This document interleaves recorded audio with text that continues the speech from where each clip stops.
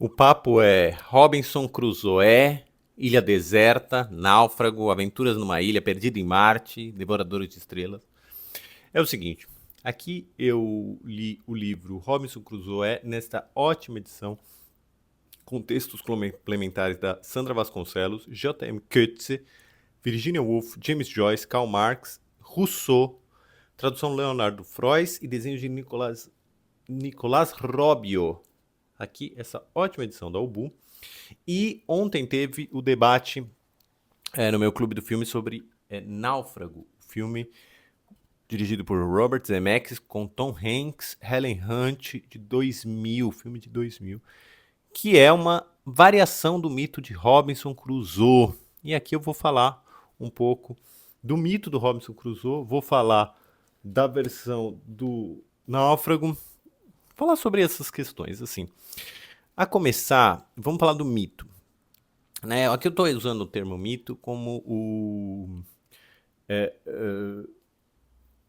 Gunfighter Nation usa, o livro Gunfighter Nation, o Richard Slotkin, ele usa o termo mito, que é o seguinte: você tem, nesse primeiro andar, assim, você tem num ponto da abstração, você tem a ideologia de um povo, de uma sociedade, de uma cultura. Abaixo da ideologia, você tem o mito, que é como essa ideologia se articula através de narrativas. Por exemplo, já vamos falar um exemplo. Então você tem a ideologia e o mito. Vamos lá. A ideologia do individualismo. Sei lá, uma crença que da sociedade tem no individualismo. E aí você tem o mito, por exemplo, do Robinson Crusoe, que é a ideia de que o cara consegue sobreviver sozinho numa ilha. Ele naufraga nessa ilha e o seu sujeito europeu nunca viveu assim de maneira selvagem, isolado, e sobrevive lá. Então você é um mito que articula, conversa, trabalha a ideologia dessa cultura. A ideologia é impossível de ser trabalhada se não seja pelo mito. Mas o mito, na verdade, ele é a fonte a partir da qual as obras são construídas.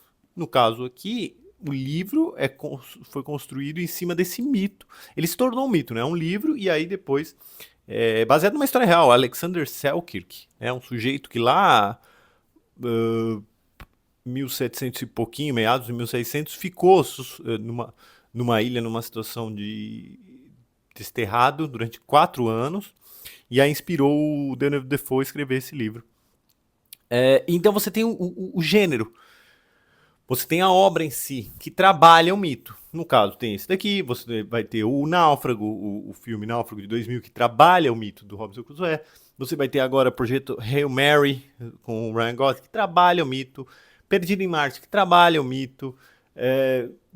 Vários momentos, até no filme Interestelar tem o sujeito lá que trabalha com o mito Robinson Crusoe. No Ilha do Tesouro. Então, o mito, ele pode surgir retrabalhado de várias formas. No livro Gunfighter Nation, Richard Slotkin fala que sempre que a sociedade está passando por uma transformação, uma crise, momentos de refletir sobre seus valores, essa cultura, esse país, essa sociedade, ela retrabalha seus mitos. Né? Você pode ver no cinema americano, volta e meia, eles retrabalham o mito da fronteira, o mito do cowboy, o mito dos selvagens, dos bárbaros, né, e do homem civilizado. E na modernidade a gente sempre tem esse mito do Robinson Crusoe sendo retrabalhado, que nem agora, né, o mito do Odisseu, do homem que volta para casa. E o que eu posso dizer é que, na maioria das vezes, esse mito foi trabalhado como ele surge, de maneira muito otimista, positivista, a ideia de que o sujeito europeu, inglês, é capaz de dar conta de viver numa sociedade, é capaz de se reconstruir e ordenar a própria vida, a mente, num ambiente inóspito da ilha paradisíaca, ilha tropical, ilha deserta. Então, quase sempre esse texto do Robinson Crusoe é uma defesa do individualismo, é uma defesa da disciplina, uma defesa da materialidade, do materialismo. A pessoa, ela, através dos objetos, ela consegue dar conta da sua existência, não precisa dos outros. Né? Aqui ele fica lá 20 e tantos anos até aparecer o Sexta-feira. O filme Náufrago, por exemplo, é um filme que trabalha dentro desse mito, mas a vitória dele não é tão completa, né? A vitória dele depois se percebe que existe uma cisão naquele sujeito. Ele fica muito tempo lá na ilha e a mente dele dá uma sofrida muito grande. A sanidade dele, a racionalidade dele, ele confessa depois que volta a ter a tentativa de suicídio. Ele confessa, né, para um amigo. Então, no filme Náufrago, a questão da independência do sujeito conseguir viver de maneira independente já é mais problematizada do que no original do Robinson Crusoe, né? No Perdido em Mar também um pouco, não tão forte quanto o do Náufrago. E outra coisa, mas esse materialismo tá no Daniel Defoe, tá no texto do Daniel Defoe, tá no Daniel Defoe. Ele era muito materialista, tem o texto aqui dele, a Sandra Vasconcelos trabalha isso dele. Materialista, defensor do imperialismo britânico, defensor do comércio. Tem uma hora aqui que ele fala que é muito interessante. Ele coloca assim, que a verdadeira ordem do mundo é o comércio. Isso daqui é muito legal porque, aqui ó, é um texto do Defoe, Mercator, o nome do artigo, que ele escreveu muitos artigos, que ele fala assim, ó, no comércio não conhecemos partidos, alianças ou inimigos. São nossos amigos aqueles com quem podemos negociar com vantagem, ainda que nos odeiem ou os odiemos. Não há papismo no comércio. Com quem negociamos não importa usar qualquer deus que adorem, qualquer religião que possuam. Nosso comércio adora apenas um ídolo, a saber, o ganho. Negociamos com maometanos na Turquia, pagãos na Índia e selvagens na África. Aqui, olha que interessante isso daqui. Não existe religião. No livro do Robinson Crusoe tem uma hora lá que ele vai, leva a Bíblia, ele obriga o selvagem, o sexta-feira, a decorar a Bíblia, mas o valor maior pro Defoe nesse artigo, não no texto, mas de um artigo que ele fez, e a Sandra coloca aqui, é o valor material do comércio, do lucro, no final do Capital.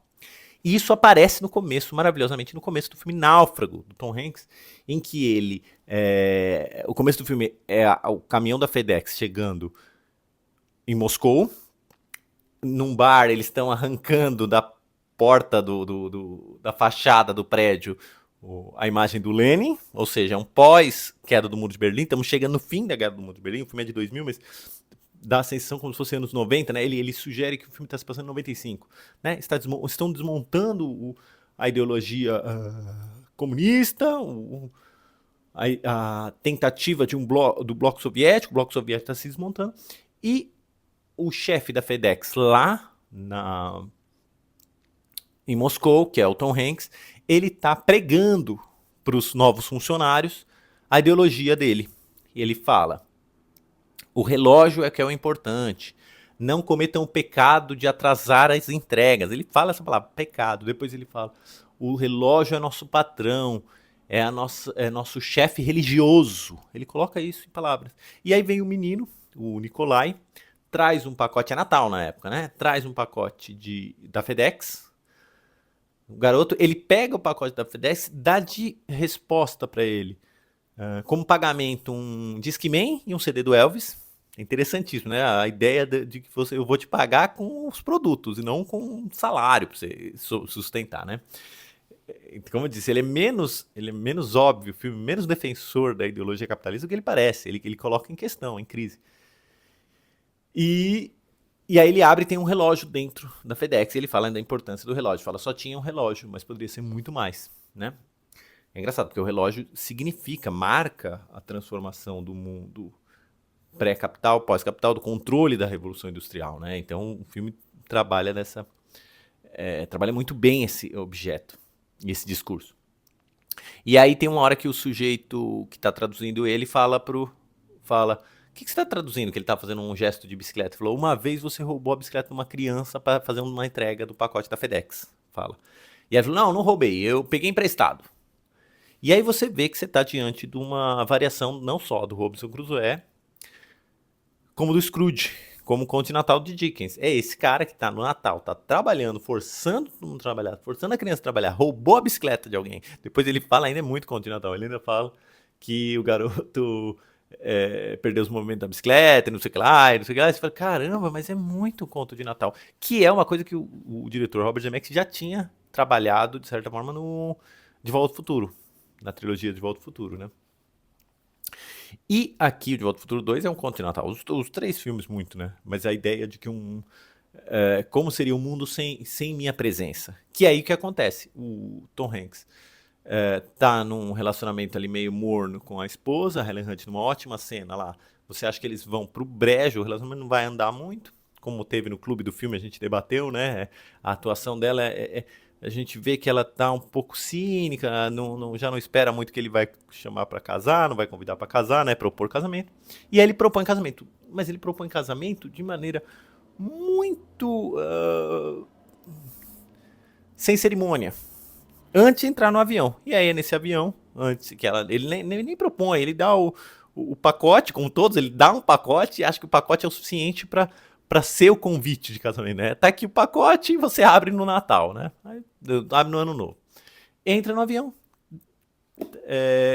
sofre um acidente. Aliás, originalmente o Tom Hanks teve a ideia do filme por causa disso. Falou, meu, imagina se um avião desse carregado de quinquilharia cair no meio do oceano. Hoje a gente tem muito mais, né? Na época era FedEx, hoje tem muito mais da Amazon circulando o mundo sem nenhuma pessoa na tripulação, passageiro, só quinquilharia. As quinquilharias que ele estava defendendo no começo. Ele cai na ilha, e aí esse sujeito não tem Deus, ele não reza em nenhum momento. Ele vê o piloto e o copiloto falecidos, e aqui a Virginia Woolf fala, também tem muito a ver com Robinson Crusoe. Ela fala que é impressionante como Robinson Crusoe, ao descrever os companheiros de viagem falecidos no naufrágio, descreve apenas os objetos. Fala chapéu e um par de, um par de botas de pares diferentes. E ela fala, é isso que ele, nesse livro gigantesco, ele descreve isso, porque é um sujeito muito pouco alinhado com a alma, com a religiosidade, com o transcendental, né? O caso do Robinson Crusoe. E no filme do Tom Hanks é muito isso também. Por isso que é um mito muito forte para a modernidade. Esse sujeito que acredita tanto em si que praticamente não reza. E se reza, é mais um...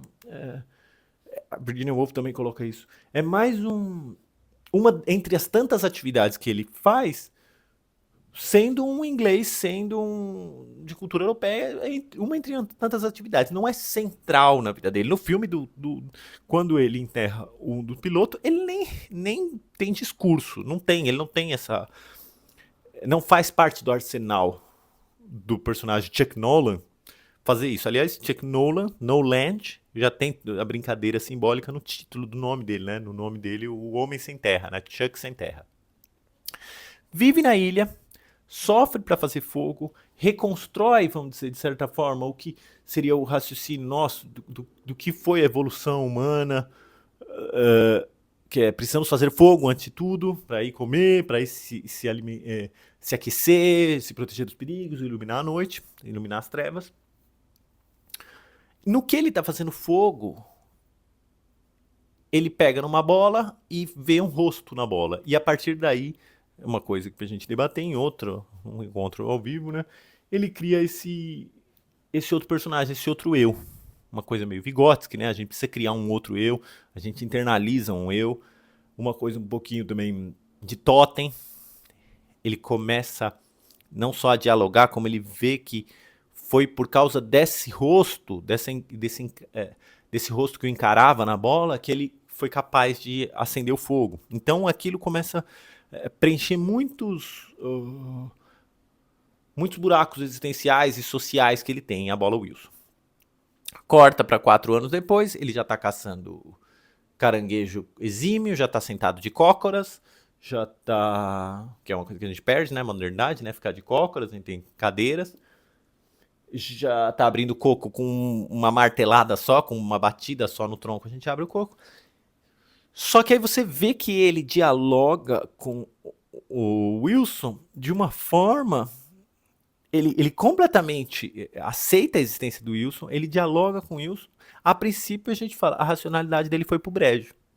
Tem gente que pode pensar isso. Ou não, ou é o último recurso de racionalidade de linguagem é existir o Wilson. Então ele só consegue dessa forma.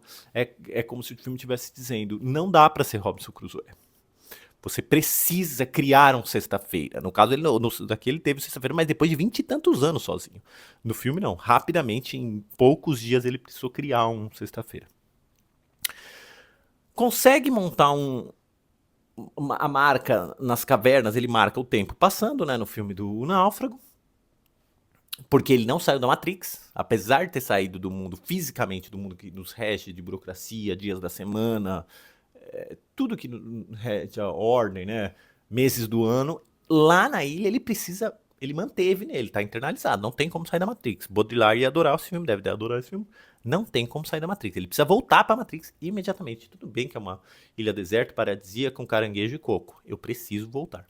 Nunca saí, na verdade, né? Tô num lapso temporal. Tô no De Volta pro Futuro, tô no Interestelar, tô num filme Contato, tô num vórtice, né? Tô parado no tempo, tô congelado no tempo que nem o relógio na mão dele. Tô congelado no tempo, no horário de Memphis, preciso voltar.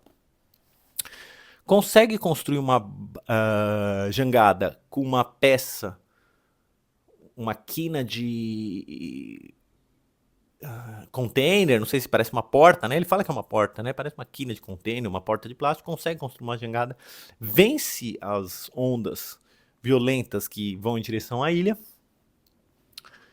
e perde o Wilson na jornada, claro, porque ele não precisa de Wilson no mundo. O Wilson é esse grande outro que preenche um vazio nele. Então, obviamente, acaba perdendo o Wilson numa tempestade na jangada.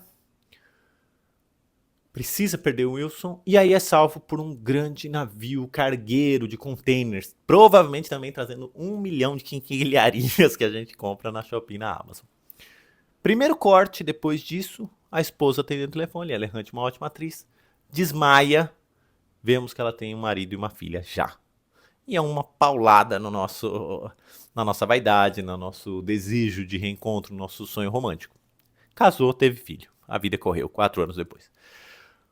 Em seguida, vemos os personagens numa cerimônia gigantesca da FedEx para ele. Só que essa cerimônia não nos é mostrada no filme. É uma elipse, porque ela é interessante pro pessoal do filme, da FedEx, para justificar a volta dele. Para esse homem e pra gente que ficou tanto tempo na ilha, é o menos interessante, é impessoal isso daí. Não nos interessa, eu acho muito delicado de quem fez o roteiro, de quem dirigiu o filme, falar, mano, não nos interessa um bando de gente da glória à volta dele. Não é nessa lógica o filme. Fica chocado, o personagem fica chocado que o amigo os amigos fizeram um enterro dele e falou o que existia no caixão. Eles falaram, cada um colocou uma coisa que representava você. Um pager, um celular, 2000 o filme, né? Olha só. Aí, eu coloquei uns discos do Elvis. Coisa interessante também na carreira do Robert Zemeckis, de que os objetos da indústria cultural nos identificam. É isso que acontece com De Volta ao Futuro, é isso que acontece com Forrest Gump. O que nos identifica são os objetos, né? O garoto de Volta ao Futuro é chamado de Calvin Klein, porque usa a cueca Calvin Klein, usa o tênis da Nike. Né? Tudo, a nossa identificação é muito forte com os objetos de consumo, né, da indústria e da indústria cultural. Toda a nossa capacidade de entender o mundo passa por aí. Isso é uma coisa muito sagaz desse filme que normalmente os filmes americanos evitam falar. São parábolas como se a gente vivesse num mundo sem indústria cultural, sem objetos de consumo, sem objetos da indústria, sem objeto de plástico. Encontra a esposa, ou noiva, não era esposa, namorada, né? Estavam ali. Existe uma rima visual que eles se encontram na frente do mesmo carro onde ele se despediu. E não é possível esse enlace mais. Ela já correu, a vida dela correu para um lado e a dele parou, ele ficou parado ali. Né? Apesar de 4 anos na ilha, ele se transformou, mas sem os outros a gente não se transforma. Ele estava lá com ela naquela noite. Aquela noite correu. É um viajante no tempo, ele é um astronauta. Ela envelheceu, ele ficou parado. Igual o filme da ilha lá do Interestelar. Ele estava naquele planeta. Ela correu. que eu acho muito sagaz, como um seguidor meu uma vez disse. 4 anos é muito sagaz porque não é uma eternidade, como no livro do Robinson Crusoe, são 20. Não, é 4 anos. E quanto a gente já muda em 4 anos, né? Bem, no filme é uma cena muito emocionante, muito delicado o filme. Dá tempo para essa reconstrução do sujeito, para esse relocalizar, né? Para ele entender que é o tempo dele, coisa que faltou no De Volta ao Futuro 1, por exemplo. Ele tem que entender onde é o lugar dele. É uma coisa que eu sinto muita falta no Interestelar, muita gente gosta muito do Interestelar, eu tenho crítica Interestelar, é uma coisa que eu sinto falta no Interestelar. O Matthew McConaughey volta e qual o tempo dele? Me dá tempo, mas é que ele, né, não deixa a filha e tchau e benção e tal, mas entender quanto tempo passou em relação a tudo, que é o que também falta, em relação a todos os objetos da indústria, da indústria cultural, do pensamento, tudo muda, é muito rápido, em 4 anos. Pensa se vocês tivessem ficado numa ilha deserta nos últimos 4 anos, quanta coisa que não teria mudado, né? Bem, e aí o filme termina numa encruzilhada, que pra mim é o momento mais óbvio, menos interessante do filme, que o produtor de Hollywood falou, meu, coloca uma outra mulher, um interesse romântico, aí tacam uma ruiva com um cachorro golden, não sei se é golden, na caçamba do caminhão dela, e é isso. Existe uma nova possibilidade, outras coisas acontecem, a maré chega trazendo outras coisas.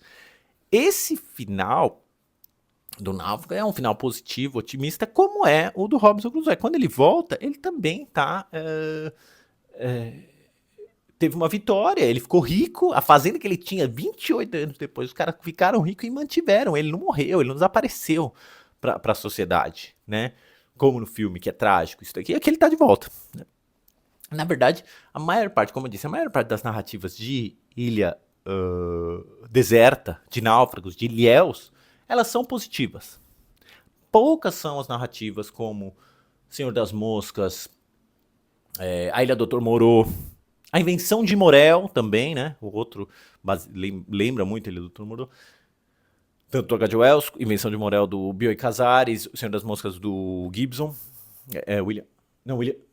É o Goldman, né? É o William Goldman, se eu não me engano. Isso. Desculpa se estiver errando aí o nome do autor. Deu um lapso às vezes.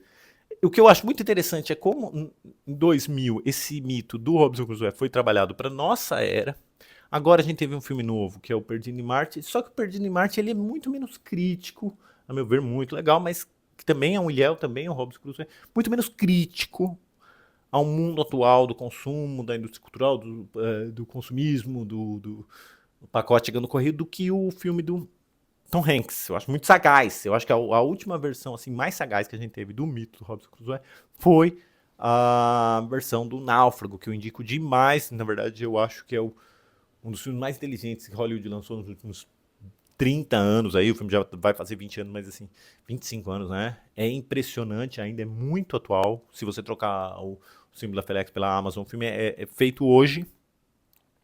Como eu disse, a brincadeira do caixão dele tem um celular. E é o auge, talvez, dos filmes do Zemeckis. É a última vez que o Zemeckis, assim, ele tava numa sequência de filmes espetaculares pra mim, Romances de Stone, Tudo por uma Esmeralda, passando pela trilogia de Volta ao Futuro, Cilada para Roger Rabbit, Morte lhe cai bem, Forrest Gump, Contato. E esse, você fala, caramba, é uma sequência de filmes espetaculares que ele lança. Sendo esse uma das grandes atuações de Tom Hanks, poderia ter sido indicado ao Oscar e ganhado. Eu acho melhor que Forrest Gump. Eu acho Helen Hunt tá um espetáculo, indico demais. E indico demais muito essa edição aqui do Robinson Crusoe da Ubu. Não tô ganhando nada por eles, mas podem, se quiserem me mandar, serem influência de vocês, adoraria. Muito bacana, com textos complementares, ótima fortuna crítica aqui, como eu disse.